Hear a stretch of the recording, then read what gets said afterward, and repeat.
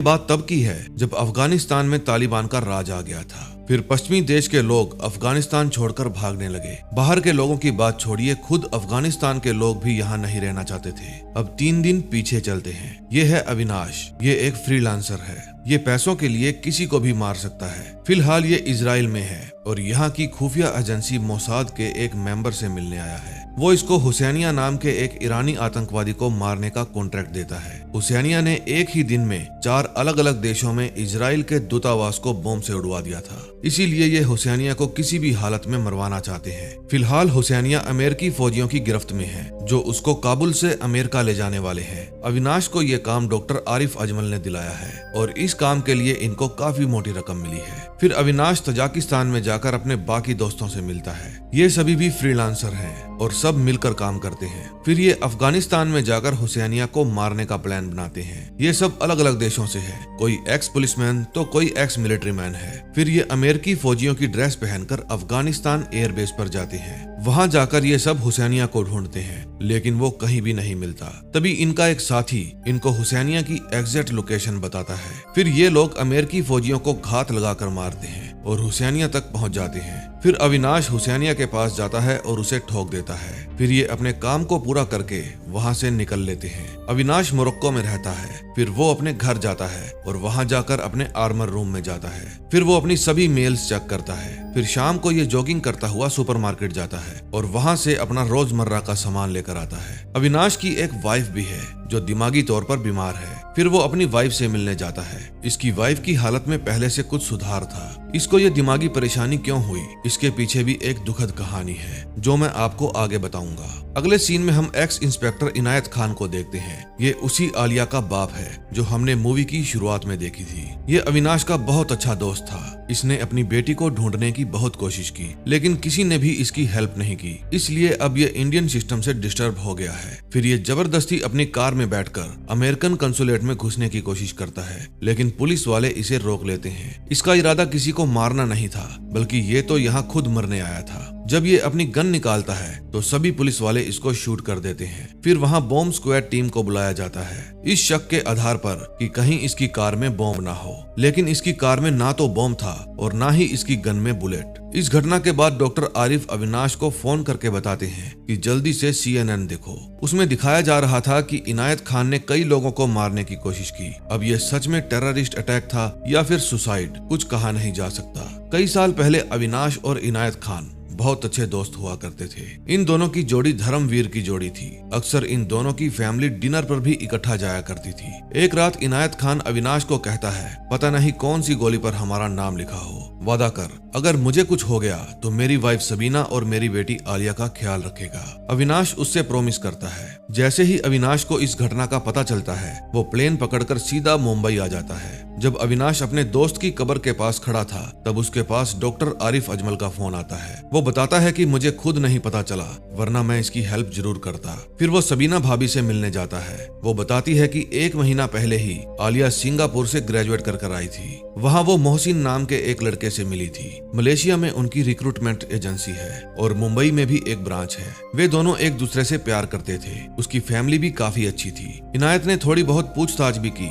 सबने ये बताया कि फैमिली बहुत अच्छी है, सब ठीक ठाक लग रहा था। फिर हमने पिछले महीने 22 तारीख को उनका निकाह करवा दिया। फिर 1-2 दिन बाद हम उनको रुखसत करने के लिए एयरपोर्ट गए। बस वही हमने आलिया को आखिरी दफा देखा था। दूसरे ही दिन इनायत को आलिया का फोन आया। वो बोली कि हम सब लोग वेकेशन मनाने के लिए इस्तांबुल आ गए हैं। वहाँ जाकर वो बहुत खुश थी। वो हमसे हर रोज बात किया करती थी, लेकिन एक दिन अचानक से उन सब के फोन बंद आने लगे। फिर इनायत ने मलेशिया और इस्तांबुल एजेंसियों के साथ बात की, लेकिन वहाँ उनका कोई भी रिकॉर्ड नहीं था। इनायत को अंदाजा हो गया था कि क्या हुआ होगा। जब उसने अपने साथी पुलिस वालों से बात की तो उन्होंने भी उसकी कोई हेल्प नहीं की। जब वो मंत्री से मिलने गया तो मंत्री भी उसे इग्नोर मारकर चला गया। इनायत खुद को लाचार महसूस कर रहा था। परसों जब वो अपने घर से जल्दी निकले तो मैंने करीब 11 बजे उनके साथ फोन पर बात की। बस उसके ही कुछ देर बाद ये सब हो गया। इनायत को यकीन था सिर्फ तुम ही आलिया को वापस ला सकते हो, लेकिन तुम्हारा कॉन्टैक्ट नंबर नहीं था। अविनाश कहता है अगर इनायत के पास मेरा मोबाइल नंबर होता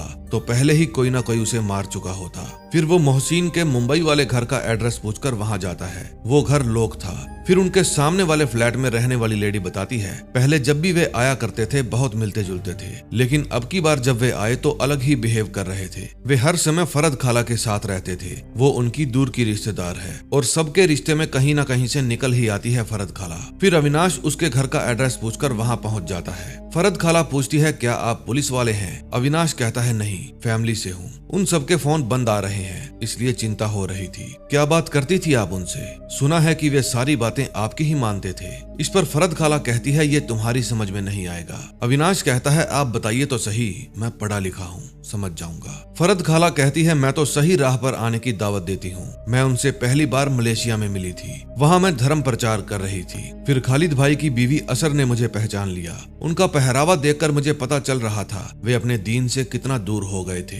फिर मैंने उनको फिर से दीन के रास्ते पर चलने के लिए समझाया। मैंने उन्हें समझाया कि पर्दा करना सीखिए, अपने शोहर और भाइयों को भी शरीयत और हदीद की हिदायत सिखाइए। वे लोग काफी समझदार थे, वे जल्दी ही मेरी बात मान गए। मैं अक्सर मलेशिया, इंडोनेशिया, कुवैत, कतर जाती रहती हूँ। फिर अविनाश पूछता है, आप कौन सा पाठ पढ़ाती हैं लोगों को? खाला गुस्सा हो जाती है और कहती है, वे कोई दूध पीते बच्चे नहीं हैं जो मैंने उन्हें बरगला दिया। जहाँ गए हैं अपनी मर्जी से गए हैं। फिर अविनाश सीधा डॉक्टर आरिफ अजमल के घर जाता है। वो बताता है कि इन लोगों ने आलिया को कुछ नहीं बताया होगा, वो अनजाने में इनके प्लान का हिस्सा बन गई। अविनाश कहता है, मुझे इन सबसे कोई प्रॉब्लम नहीं है, मैं तो बस आलिया को वापस लाना चाहता हूँ। डॉक्टर आरिफ बताते हैं कि जब वे यहाँ से निकले तो वे मलेशिया जाने के लिए ही निकले थे, लेकिन प्लान में चेंज एयरपोर्ट पर जाकर आया होगा। एयरपोर्ट पर मोहसिन आलिया को बताता है कि खालिद भाई साहब ने हमें सरप्राइज दिया है, हम हनीमून के लिए इस्तांबुल जा रहे हैं। डॉक्टर आरिफ बताता है कि पिछले 6 महीनों से आईसिस फिर से हरकत में आ गई है और इस्तांबुल सीरिया जाने का सबसे बढ़िया पिक स्टॉप है। वहां से सीरिया जाने के लिए नए रास्ते खुले हैं, इसीलिए उन्होंने इस्तांबुल चुना होगा। इस्तांबुल जाकर मोहसिन ने क्रेडिट कार्ड यूज करना बंद कर दिया होगा, क्योंकि उन्हें ऐसा करने की इंस्ट्रक्शन मिली होगी। वहां पहुंचकर उन्होंने फोन और क्रेडिट कार्ड दोनों ही यूज करने बंद कर दिए होंगे और आगे उनके साथ जो भी हुआ होगा बुरा ही हुआ होगा। अगले सीन में हम देखते हैं कि मोहसिन आलिया को कहता है, हम जहां जा रहे हैं वहां अनकवर्ड जाना अलाउड नहीं है और ना ही फोन अलाउड है। लेकिन एक फोन आलिया के पास अब भी रह गया था जिसमें इंटरनेशनल पैक डला हुआ था। फिर वे अपनी प्रॉपर ड्रेस पहनकर रेगिस्तान में जाकर एक टैक्सी का इंतजार करते हैं। फिर उन सबको लेने के लिए वहाँ एक वैन आती है। आलिया को अब भी नहीं पता था ये लोग उसे कहाँ लेकर जा रहे हैं। रास्ते में उनके पासपोर्ट चेक किए जाते हैं। आलिया मोहसिन से पूछती है, यहाँ इतनी चेकिंग क्यों हो रही है? पहले तो कहीं नहीं हुई। मोहसिन कहता है, ये जगह सीरिया बॉर्डर के पास है, इसीलिए हो रही है। हमारा होटल बस आने ही वाला है। फिर ड्राइवर मकसूद भाई के पास फोन करता है और कहता है कि कोरियर आ रहा है। और फिर मकसूद खलीफा को जाकर बताता है कि और नई भर्तियां हो रही हैं। खलीफा उसे कहता है कि इंशाल्लाह तुम अच्छा काम कर रहे हो, इसी तरह लगन से काम करते रहोगे तो एक दिन हमारी ही जीत होगी। फिर वे मर्दीन बॉर्डर पहुंच जाते हैं। वहाँ होटल में आलिया अपने शोहर को कहती है, यहाँ नेटवर्क भी नहीं है, ये हम कहाँ आ गए हैं। अब मोहसिन के भी तेवर बदल चुके थे। वो कहता है कि हमने आईसिस ज्वाइन कर ली, हम सीरिया जा रहे हैं। ये बात सुनकर आलिया के पैरों तले जमीन निकल जाती है। सेकंड एपिसोड में हम देखते हैं मोहसिन आलिया को बताता है कि हम सीरिया जा रहे हैं, वहाँ हमारे लोगों को हमारी जरूरत है, आराम कर लो, हमें बहुत लंबा सफर तय करना है। फिर मोहसिन वहाँ से चला जाता है। जब सुबह होती है तो आलिया जाकर देखती है उसके घर वाले एक रूम में बैठकर बातें कर रहे थे। अब उसके पास भागने का मौका था। फिर वो फर्स्ट फ्लोर से कूदकर नीचे जाती है और इस घर से बाहर जाने लगती है। ये घर नहीं, एक भूल भुलैया था। आलिया नंगे पांव ही घर से भाग आई थी। जब मोहसिन अपने रूम में जाता है तो देखता है कि वहाँ आलिया नहीं है। फिर वो खुली हुई विंडो देखकर समझ जाता है कि आलिया वहाँ से तीतर हो गई है। फिर आलिया उन पतली गलियों में से जाते हुए एक आदमी का फोन उठा लेती है और अपने पापा का नंबर डायल करने लगती है। लेकिन तभी सामने से मोहसिन आ जाता है। आलिया वहाँ से भाग जाती है और उसकी कार में से कुछ लोग निकलकर आलिया का पीछा करने लगते हैं। एक औरत से टकराकर आलिया का फोन वहीं गिर जाता है। तभी उस गली से बाहर जाते समय मोहसिन अपनी कार से उसे टक्कर मार देता है। आलिया बेहोश हो जाती है और मोहसिन उसे पकड़ लेता है। 7 साल पहले एक हवलदार नोटिस करता है एक होटल रूम में एक लड़की बंद है और वो मदद के लिए पुकार रही है। फिर हवलदार इंस्पेक्टर अविनाश को फोन करके बुलाता है। होटल का मैनेजर बताता है कि ये होटल जयंत जोगी का है, वो होम मिनिस्टर DK पाटिल का साला है। उन्होंने ही दरवाजा न खोलने को कहा है, लड़की का थोड़ा बकाया बाकी है। इनायत खान कहता है दरवाजा नहीं खोलेगा तो तू भी सीधा जेल जाएगा। मैनेजर डर के मारे दरवाजा खोल देता है। फिर जयंत जोगी खुद पुलिस स्टेशन जाता है और इनायत खान को कहता है अभी की अभी मुझे वो लड़की वापस चाहिए। इनायत खान कहता है कि उस लड़की ने तुम्हारे खिलाफ कंप्लेंट लिखवाई है, लेकिन जयंत जोगी अनाप शनाप बोलने लग जाता है। उसकी बातें सुनकर अविनाश को गुस्सा आ जाता है और वो एक गर्मा गर्म झापड़ जयंत जोगी के कान पर पेल देता है। फिर कमिश्नर उनको जबरदस्ती जयंत जोगी से माफी मांगने के लिए भेजता है। होम मिनिस्टर उन लोगों को नीचे बैठने के लिए कहता है। फिर वे दोनों नीचे बैठ जाते हैं। अविनाश जयंत जोगी से माफी मांगता है। होम मिनिस्टर कहता है कल असेंबली में आकर सबके सामने माफी मांगना। अविनाश कहता है सर माफी नहीं मांगूंगा तो भी आप निकाल देंगे, असेंबली में आकर माफी मांगूंगा तो भी नौकरी जाएगी। गंजा होम मिनिस्टर उसे फिर से असेंबली में आकर माफी मांगने के लिए कहता है। फिर इनायत खान दरवाजा बंद कर देता है और अविनाश जयंत जोगी को एक और झापड़ देता है और एक झापड़ होम मिनिस्टर को भी देता है। बस इसी तरह इन दोनों की नौकरी चली गई थी।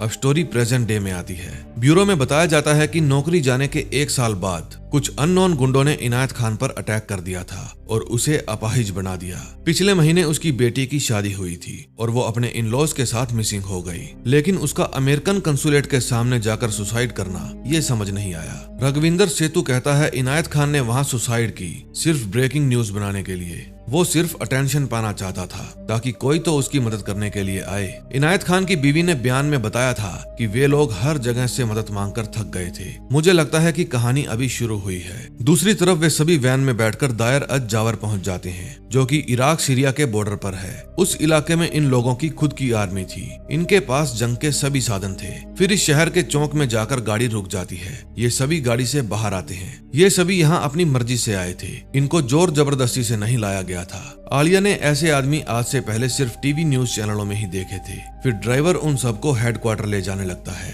अंदर जाकर औरतों को अलग कर दिया जाता है और आदमियों को अलग। फिर वो ड्राइवर उन सभी को फॉर्म फिल करने के लिए देता है, जिसमें इनकी हर चीज की डिटेल्स, यहाँ तक कि फेसबुक इंस्टाग्राम की आईडी पासवर्ड भी मांगे जाते हैं। औरतों को भी इसी तरह का फॉर्म फिल करने के लिए दिया जाता है। इनसे हर वो चीज जो इनसे जुड़ी है, जैसे इनके रिश्तेदार और वे कहाँ रहते हैं और उनके नाम, सब कुछ इस फॉर्म के अंदर फिल करने के लिए कहा जाता है। फिर इनको बताया जाता है कि आपके फोन यहीं जमा करवा दिए हैं, आपके पुराने नंबर तोड़कर फेंक दिए जाएंगे। जब नए नंबर इशू होंगे तो आपके फोन वापस मिल जाएंगे और जितनी जल्दी हो सके अरेबिक सीख लो। फिर वे अपने साथ लाए हुए पैसे और जेवर यहाँ जमा करवा देते हैं ताकि इनकी फंडिंग में हेल्प हो सके। फिर उनमें से एक आलिया खान की फेसबुक आईडी खोलकर देखता है। उसमें आलिया ने मलेशिया की कुछ सिंगर्स की फोटो लगा रखी थी। वो गुस्से में पूछता है आलिया कौन है। फिर आलिया को वहाँ लाया जाता है। वो कहता है कि तुम्हें शर्म आनी चाहिए और इसके शोहर को भी शर्म आनी चाहिए। ये बहुत ही शर्मनाक हरकत है। ध्यान रहे आगे से ऐसा कुछ हुआ तो माफ नहीं किया जाएगा। फिर वे पूरी फैमिली को एक बड़े से घर में शिफ्ट करने के लिए कहते हैं। उन्हें मेन बाजार के पास ही एक घर दिया जाता है। ये घर बहुत ही पुराने टाइप का था। डॉक्टर आरिफ अजमल बताता है कि इन सभी लोगों ने अपनी गतिविधियां फिर से शुरू कर दी हैं। हालांकि इनकी मार ज्यादा दूर तक तो नहीं है, लेकिन है तो सही, इसे इग्नोर नहीं कर सकते। अब इनके पास विदेशों से भी फंडिंग होने लगी है। भारत, पाकिस्तान, बांग्लादेश, श्रीलंका, नेपाल और भी कई देशों से गुमराह हुए जवान लड़के इनके पास जाने लगे हैं, और वो भी सिर्फ बेरोजगारी के चलते। वहाँ के मुट्ठी भर लोग इस पूरे सिस्टम को चलाते हैं। वे सुन्नी है, अपने ही लोगों का लिहाज नहीं करते। छोटी सी गलती की भी बड़े ही ब्रूटल तरीके से सजा दी जाती है। अब उनके पास फीमेल आर्मी भी है। वो हमेशा अपने पास एक हथियार रखती हैं। अगर कोई औरत उन्हें बिना हिजाब के दिखे तो वे उस हथियार से उसकी खाल खींच लेती हैं। जब भी किसी औरत को सजा देनी हो तो हर घर से औरतों को चौक पर बुला लिया जाता है और सबके सामने उस औरत को सजा दी जाती है, ताकि उसका हश्र देखकर कोई भी औरत उसी तरह का गुनाह करने की हिम्मत ना करे। फिर जो भी फैमिली वहाँ जाती है, मकसूद उन सबको जाकर मिलता है और उनका स्वागत करता है। अब जिस तरह से वे अपने नए लड़कों को ट्रेनिंग देते हैं, ये तरीका देखकर और लोग भी इनकी तरफ अट्रैक्ट होते हैं, क्योंकि आजकल तो सभी को स्टारडम चाहिए। दूसरी तरफ मकसूद मोहसिन को उसका ऑफिस दिखाता है। मोहसिन कहता है मैं यहाँ लड़ने आया हूँ, ऑफिस में काम करने के लिए नहीं। फिर मकसूद कहता है क्या सिर्फ लड़कर ही जंग जीती जाती है? क्या इसमें अक्ल, पैसा और स्ट्रेटेजी की कोई जरूरत नहीं होती? ये समझ लो कि आज से तुम हमारी रीढ़ की हड्डी का हिस्सा बनने जा रहे हो। मोहसिन का एक भाई पायलट था, उसका नाम समीर था। उसे उसके काम के अनुसार डिपार्टमेंट में भेज दिया जाता है। डॉक्टर अविनाश को कहता है कि अगर तुम इनायत की बेटी को वहाँ से निकालना चाहते हो तो 2 बातें हमेशा याद रखना। एक तो ये कि ये नामुमकिन है, दूसरी ये कि तुम ऑलरेडी लेट हो। दूसरी तरफ रविंदर सेतु इनायत खान की पत्नी से मिलने जाता है। वो पूछता है, तुम्हारे हस्बैंड ने खुद की जान देकर किसको संदेशा भेजा है? क्या आप मुझे बता सकती हैं ये क्या माजरा है? वो कहती है, मेरे पति ने सुसाइड कर ली, मेरी बेटी मिसिंग है, बस यही है जो है। फिर वहां से निकलकर वो अपने आदमी को फोन करता है और कहता है कि मुझे इनायत खान की पूरी कुंडली निकाल कर दे। कौन उसका दोस्त था, कहां कहां वो फोन करता था, फेसबुक, व्हाट्सएप, टेलीग्राम, हर चीज छान मार। दूसरी तरफ जब मोहसिन अपने घर आता है तो आलिया उससे पूछती है, तुमने मुझे धोखा क्यों दिया? तुमने शादी से पहले ही सब कुछ तय कर लिया था ना? मोहसिन कहता है, तुम कुछ नहीं समझती, कुछ नहीं पड़ा उस जिल्लत भरी जिंदगी में। लड़कियां छोटे कपड़े पहनती हैं, लड़के नशे में पड़ रहे हैं, इस्लाम खतरे में है। आलिया कहती है, मोहसिन ये हमारा इस्लाम नहीं है, हमारा इस्लाम बहुत खूबसूरत है जो हमारे देश में है। तभी मोहसिन की नजर टेबल पर पड़े परफ्यूम पर जाती है और फिर गुस्से में आकर वो परफ्यूम की बोतल तोड़ देता है और कहता है कि इस्लाम में ये हराम है। फिर वो आलिया को एक झापड़ देता है और बत्ती बुझाकर सो जाता है। फिर आधी रात को आलिया धीरे से उठती है और अपने बैग में से अपना फोन निकालती है। उसके फोन की बैटरी डाउन होने के कारण फोन बंद पड़ा था। फिर वो धीरे से अपने शोहर के बैग में से उसका चार्जर निकालती है। फिर जब फोन में 3-4% बैटरी हो जाती है तो चार्जर को वो वापस वहीं पर रख देती है। फिर वो बाथरूम में जाती है और उसके बाद वो अपने पापा के फोन पर मैसेज करती है कि मैं सीरिया में हूँ, मुझे जल्दी से यहाँ से निकाल लो। गलती से मेरा ये इंडियन वाला फोन मेरे पास रह गया है, लेकिन पता नहीं इसमें कितना बैलेंस है और ये कब तक चलेगा। तभी फोन स्विच ऑफ हो जाता है। जब ये मैसेज उसकी माँ पढ़ती है तो वो आलिया को फोन करने की कोशिश करती है, लेकिन फोन स्विच ऑफ था। फिर वो ये बात अविनाश को बताती है। दूसरी तरफ आलिया चुपके से वापस रूम से बाहर जाती है और उस फोन को स्टेफरी के पैकेट में रख देती है, क्योंकि उसे पता था यहाँ कोई चेक नहीं करेगा। अगले सीन में हम फरद खाला को देखते हैं। वो अपने लैपटॉप में VPN लगाकर सीरिया बात करती है और बताती है कि फजल फैमिली में कोई ज्यादा ही इंटरेस्ट दिखा रहा है। फिर वो अविनाश की फोटो और उससे जुड़ी न्यूज कटिंग भी भेज देती है। जब अविनाश सबीना भाभी के पास जाता है तो कहता है कि अच्छा हुआ उसने फोन बंद कर दिया था, वरना वो फंस सकती थी। फिर वो कहता है, भाभी अब की बार आलिया से बात हो तो उसे कहना कभी भी कॉल ना करे, क्योंकि अनरजिस्टर्ड मोबाइल नंबर से वो कॉल करेगी तो उनका सिस्टम 1 मिनट में उसे पकड़ लेगा। दूसरा, कभी भी टेक्स्ट मैसेज से बात करो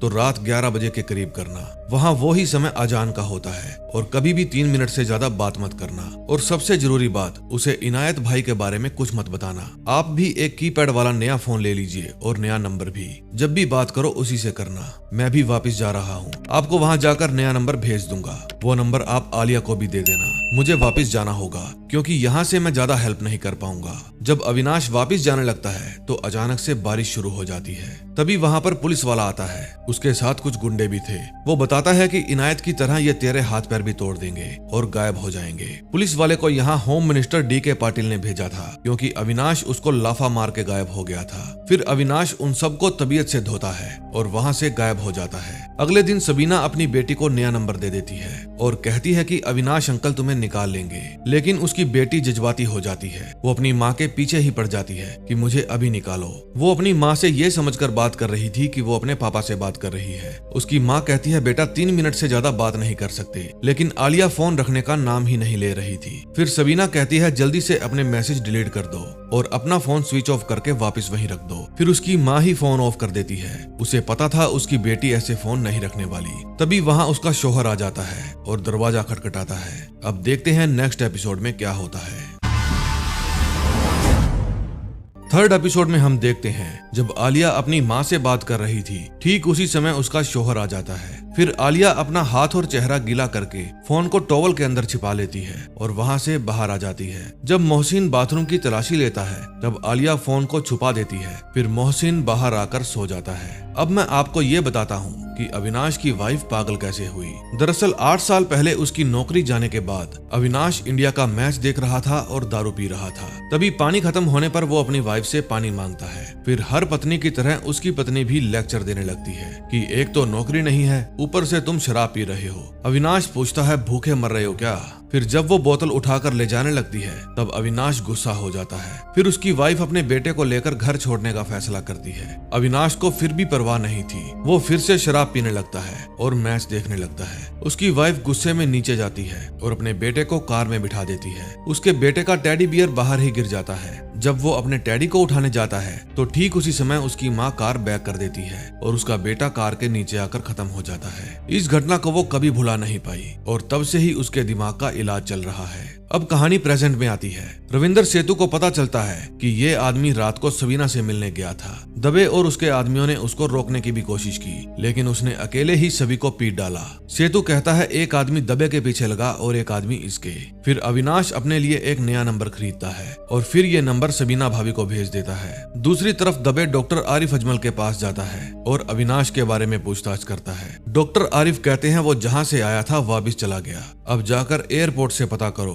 फिर दबे उसके बारे में डिटेल से बताने को कहता है। डॉक्टर आरिफ कहते हैं कि अगर मैंने उसके बारे में तुम्हें कुछ भी बताया तो वो मेरे साथ साथ तुम्हें भी ठोक डालेगा। दबे कहता है home minister DK Patil directly interested हैं इस केस में। डॉक्टर आरिफ बताता है कि अविनाश ने मुंबई पुलिस से भागकर एक ऐसी संस्था ज्वाइन की जिसमें सभी या तो एक्स आर्मी मैन हैं या फिर पुलिस मैन। मतलब समझो कि 25 से 30 टेररिस्ट इलीगली किसी मुल्क में घुस गए और वो पकड़े गए, ना पासपोर्ट ना वीजा। अब उस मुल्क को एम्बेसी या बॉर्डर सिक्योरिटी नहीं जाना, नहीं तो बेवजह ह्यूमन राइट्स फलाना ढिमकाना सब कुछ झेलना पड़ता है। ऐसे में एक रेडिएशन फ्लाइट चुपचाप उस मुल्क के किसी नॉन कमर्शियल एयरफील्ड पर उतरता है और उन टेररिस्ट का सफाया कर देता है, वो भी अनऑफिशियली। ये है अविनाश। अब जो बताने जा रहा हूँ उसे ध्यान से सुनो और पाटिल साहब को बताओ। अविनाश आज एक अलग लेवल पर है, अब की बार उसके साथ उलझे तो बहुत पछताओगे। अगले सीन में हम देखते हैं कि अविनाश CNN की ऑफिशियल वेबसाइट पर ईमेल भेजता है जिसमें वो बताता है कि US से ट्रेंड पायलट समीर फजल ने अपनी फैमिली के साथ आईसिस ज्वाइन कर ली है। फिर वो डॉक्टर आरिफ को बताता है कि इस मेल के कारण CIA भी अलर्ट हो जाएगी।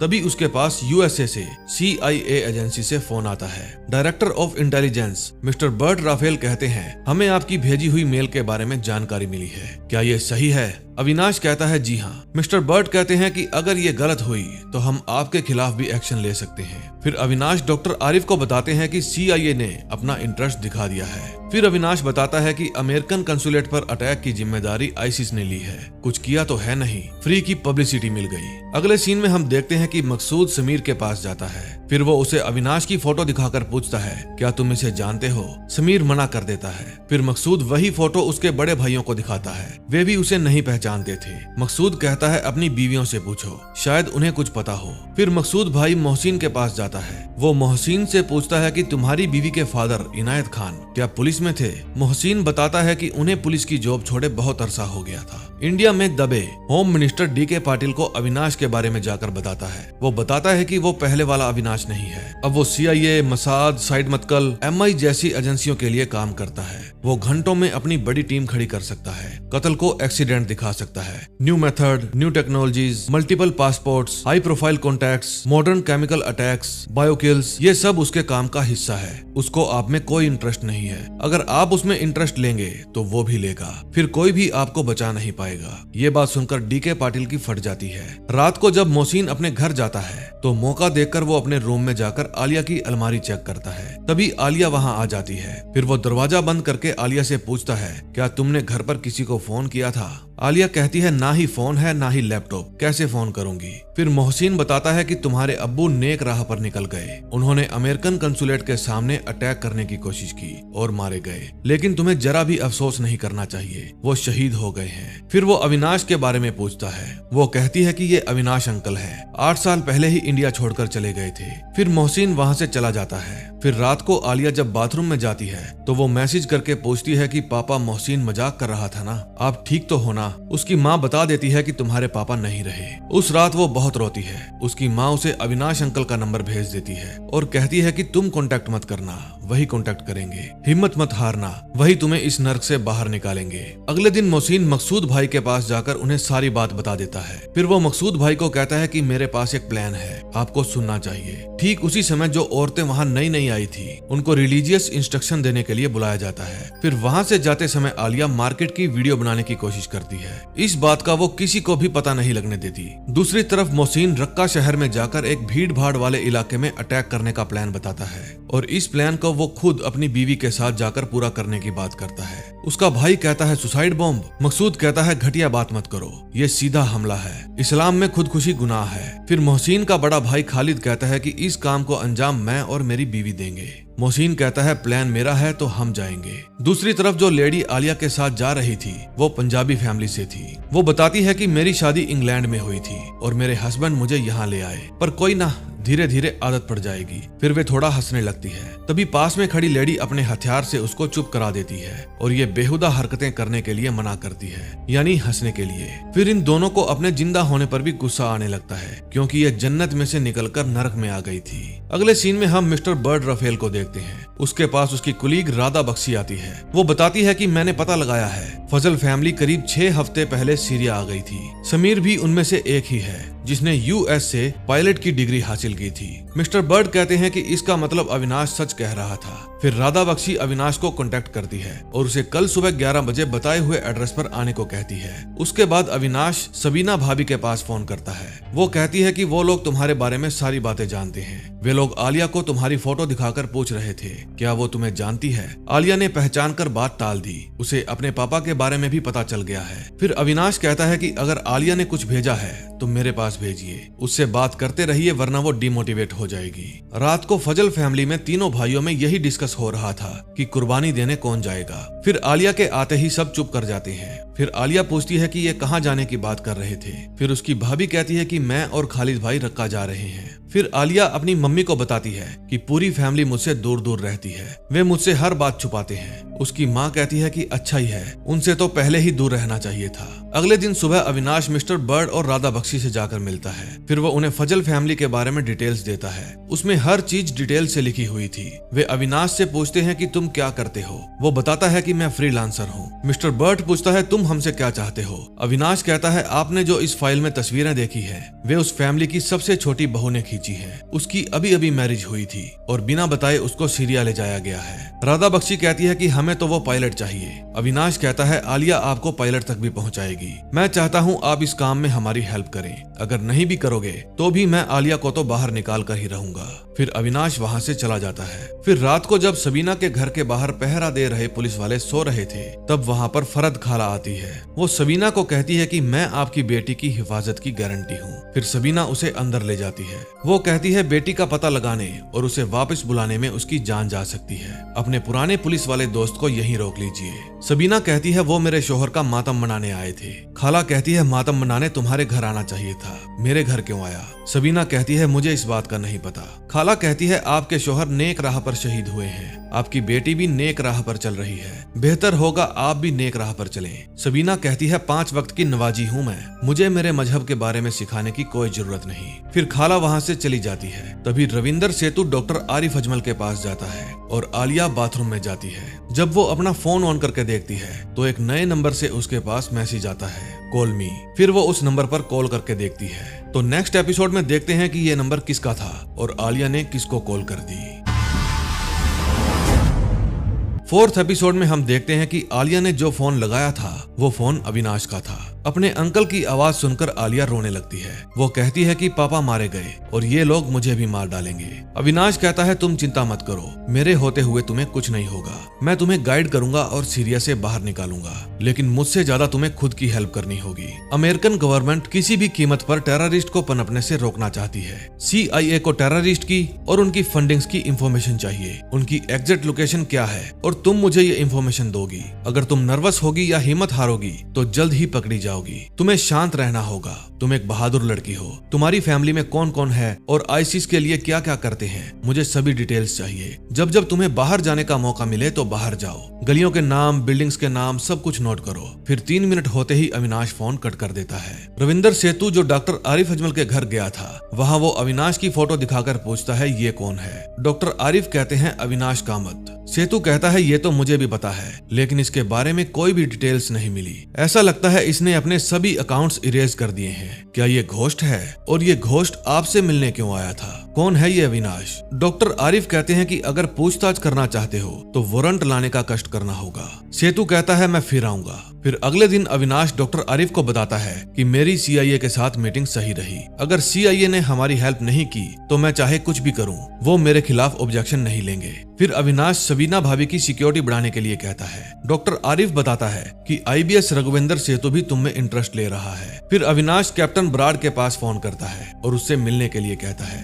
रात रात को आलिया मैसेज करके बताती है कि मोहसिन अकाउंट्स डिपार्टमेंट हैंडल कर रहा है। खालिद भाई, वाजिद और समीर को आर्म्स की ट्रेनिंग दी जा रही है। मोहसिन और मैं रक्का जाने वाले हैं, खालिद भाई और असर के साथ, लेकिन ये नहीं पता क्यों जा रहे हैं। फिर अविनाश कैप्टन बराड़ से मिलने के लिए मोरक्को जाता है। अविनाश पूछता है कि आईसीस की ऑयल इकोनॉमी में तुम्हारा क्या रोल है। कैप्टन बताता है कि उन्हें ऑयल एक्सपोर्ट करने की कोई जरूरत ही नहीं है, उनका सारा तेल अंदर ही खप जाता है, खूब दबा के माल कमा रहे हैं। वैसे तो एक्सपोर्ट बैन है, लेकिन हम लोग भी कोई ना कोई जुगाड़ लगाकर सस्ता तेल खरीद ही लेते हैं। फिर अविनाश आईसीस एरिया में जाने और वहां से वापस आने का सारा रूट पूछता है। उसके बाद वो अपने एक दोस्त को फोन करता है और कहता है कि मुझे 21 साल की एक लड़की का डुप्लीकेट पासपोर्ट बनवाना है। उसका दोस्त कहता है कि जितनी जल्दी पेमेंट और डिटेल्स ट्रांसफर करोगे उतनी ही जल्दी और आसानी से ये काम हो जाएगा। फिर वो आलिया को ट्रोजन भेजता है और उसको किसी भी तरह मोहसिन के कंप्यूटर पर डाउनलोड करने के लिए कहता है। अगले दिन जब आलिया अपने परिवार की औरतों के साथ मार्केट जाती है तो वहां से वे एक दुकान पर जाकर कंप्यूटर का इस्तेमाल करती है। फिर वो कंप्यूटर के साथ अपना फोन अटैच करके अपने शौहर मोहसिन की आईडी पर ट्रोजन भेज देती है। दूसरी तरफ राघवेंद्र सेतु अपने सीनियर के पास जाकर वारंट की डिमांड करता है। उसका सीनियर बताता है कि एक बार डॉक्टर आरिफ को पूछताछ के लिए पुलिस स्टेशन ले जाया गया था, लेकिन पुलिस स्टेशन पहुंचने से पहले ही इंचार्ज का ट्रांसफर हो गया। सेतु कहता है डॉक्टर बहुत कुछ जानते हैं। सीनियर कहता है तो प्यार से बात करो। तभी अविनाश अपने एक और दोस्त के पास जाता है। अविनाश कहता है कि मुझे सीरिया इराक बॉर्डर पर जाना है, किसी भी चीज का इंपोर्ट एक्सपोर्ट चल रहा है क्या? पटेल बताता है कि dry fruit, metal, spices, scrap, cigarette, house hold items, कई चीजों का इंपोर्ट एक्सपोर्ट चलता है। इसके साथ साथ वहाँ रिफ्यूजी स्मगलिंग भी चलती है, आप वहाँ भी जा सकते हो। अविनाश कहता है कि मुझे इन एंड आउट नहीं करना, निकलवाना है किसी को। फिर पटेल उसे समझाता है कि जान है तो जहान है, दूर रहो इस लफड़े से। अविनाश कहता है मेरे जिगरी यार इनायत खान की बेटी है, बहला फुसलाकर उसे वहाँ ले गए हैं। पटेल कहता है अब मैं डायरेक्ट डील नहीं कराऊंगा, मैं तुम्हें कॉन्टेक्ट दे दूंगा, अब जो करोगे तुम खुद करोगे। फिर मोरक्को के एक स्लीपर सेल को अविनाश की तस्वीर भेज दी जाती है। उधर रात को जब मोहसिन अपनी आईडी खोलता है तो देखता है उसकी आईडी पर आलिया ने एक GIF फाइल भेजी हुई है। फिर वो उसे डाउनलोड कर लेता है। उसके ये फाइल डाउनलोड करते ही उसका सिस्टम हैक हो जाता है और उसके कंप्यूटर का सारा डेटा अविनाश के कंप्यूटर में आ जाता है। दूसरी तरफ मिस्टर बर्ट और राधा बख्शी अपने सीनियर्स को सारा मैटर बताते हैं ताकि वो इस पर विचार कर सके। अब फजल फैमिली को उनके मोबाइल फोन्स वापस दे दिए जाते हैं। आलिया ये बात अविनाश को बताती है। अविनाश कहता है तुम सिर्फ पुराना फोन यूज करना, मुझे नाम के साथ साथ सबके नंबर्स भी टेक्स्ट करो, ये हमारे लिए यूजफुल होगा। तभी अविनाश के पास राधा बख्शी का फोन आता है, वो उसे मिलने के लिए बुलाती है। अविनाश उनको फजल फैमिली के सभी नए मोबाइल नंबर और नाम देता है। मिस्टर बर्ट कहता है कि अगर हमारे पास उस लड़की की एग्जैक्ट लोकेशन हो तो शायद हम उसे रेस्क्यू कर सकते हैं, लेकिन पहले वे पायलट की डिटेल्स और लोकेशन मांगते हैं। अविनाश कहता है मैं यहाँ कोई सौदा करने नहीं आया। फिर वे अविनाश को एक पेन ड्राइव देते हैं और उसके अंदर GIF फाइल थी। मिस्टर बर्ड कहता है कि ये फाइल तुम उस लड़की को भेज देना और उसको कहना कि अपने शोहर के कंप्यूटर में ओपन कर दे, फिर उसके कंप्यूटर की सारी डिटेल्स हमारे पास आ जाएगी। लेकिन उनको ये नहीं पता था कि अविनाश ये पहले ही कर चुका है। फिर अविनाश एक नया फोन खरीदता है और वो GIF फाइल उस फोन के जरिए एक नए नंबर पर फॉरवर्ड कर देता है और फिर वो उस फोन को तोड़कर डस्टबिन में फेंक देता है। अगले सीन में हम देखते हैं कि खलीफा मकसूद को ऑर्डर देता है कि पायलट और उसके परिवार की हिफाजत हमारे लिए जरूरी है। फिर मकसूद अपने आदमियों को कहता है पायलट और उसके परिवार को हर तरह से महफूज रखना है, लेकिन हफ्ते में 2 दिन उनके घर की तलाशी भी लेनी है। मोबाइल और लैपटॉप सब चेक करते रहना, क्योंकि इस फैमिली की वजह से और भी लोग हमें इंटरेस्टेड हो रहे हैं और अब वो फैमिली हमें 2 शहीद भी देने जा रही है। उधर खालिद भाई अपने भाइयों से आखिरी बार मिलते हैं। असर जाते समय आलिया को कहती है मोहसिन को बेटे देना जो दीन पर कुर्बान हो सके। फिर वो रक्का के लिए निकल पड़ते हैं। आलिया और मोहसिन उन्हें छोड़ने के लिए आए थे। वे उन्हें एक चौक के बीच में छोड़कर वहां से चले जाते हैं। आलिया अब भी अनजान थी कि यहाँ क्या होने जा रहा है। फिर मोहसिन उस जगह के ऑपोजिट जहां उसने अपने बड़े भाई को छोड़ा था, एक छत पर जाकर खड़ा हो जाता है और मोबाइल में वीडियो शूट करने लगता है। खालिद भाई और असर एक भीड़ भाड़ वाले बाजार के अंदर चले जाते हैं और ट्रिगर दबा देते हैं। उस मार्केट में विस्फोट हो जाता है और ये सब मोहसिन दूर खड़ा रिकॉर्ड कर रहा था। ये सब देखकर आलिया की रूह कांप जाती है। अब देखते हैं नेक्स्ट एपिसोड में क्या होता है। दोस्तों, अभी तक इस वेब सीरीज के 4 ही एपिसोड आए थे, इसीलिए मैंने ये 4 एपिसोड अपलोड नहीं किए थे, लेकिन अब इसके नेक्स्ट एपिसोड आ चुके हैं और मैं कोशिश करूंगा अगली ही वीडियो में मैं उनको एक्सप्लेन करके आपके लिए ला सकूं। बस मैं आपसे इतनी ही गुजारिश करता हूं कि जाते जाते आप हमारा चैनल जरूर सब्सक्राइब कीजिए, ताकि मैं कोई भी वीडियो लेकर आऊं तो आपसे मिस ना हो। तो मिलते हैं नेक्स्ट वीडियो में। Till then, bye bye.